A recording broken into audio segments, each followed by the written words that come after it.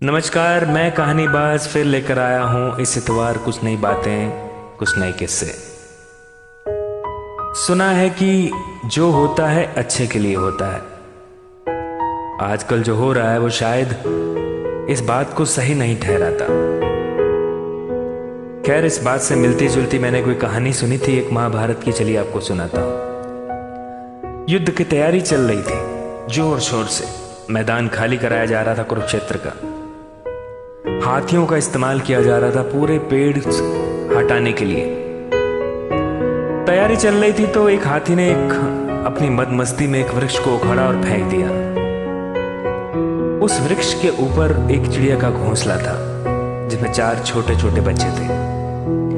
वो चारों बच्चे घोंसले सहित नीचे गिरे। वो उड़ नहीं सकते थे और चिल्लाने लगे। चिड़िया उड़ती हुई आई और उसने देखा कि ये मेरा घर जो है टूट गया है। वो गई कृष्ण के पास, कहा, हे कृष्ण, मुझे और मेरे परिवार को बचा लो। कृष्ण कहा, ये नेचर का लॉ है, मैं इसमें कुछ नहीं कर सकता। चिड़िया गिड़गिड़ाई, हे कृष्ण, आप ही बचा सकते हो। कृष्ण ने कुछ जवाब नहीं दिया। युद्ध शुरू हो चुका था। 18 दिन चला युद्ध। बीच में एक दिन कृष्ण ने अर्जुन से उसका गांडीव और एक तीर मांगा। अर्जुन ने कहा, मैं कर देता हूं आपका काम, आपको बताइए क्या करना है। कृष्ण ने उसके हाथ से गांडीव लिया और एक तीर चलाया एक हाथी की तरफ, जो उसके गले में घंटी की तरफ लगा। घंटी उसके गले से कटकर गिर गई नीचे। अर्जुन को लगा कि ये कृष्ण ही है ना, ये तो दुनिया के भगवान है, इनसे निशाना कैसे चूक सकता है। मैं धनुधर हूं, मुझे कह देते। खैर, युद्ध चलता रहा, खत्म हुआ। 18 दिन के बाद कृष्ण उस मैदान का मुआयना कर रहे थे।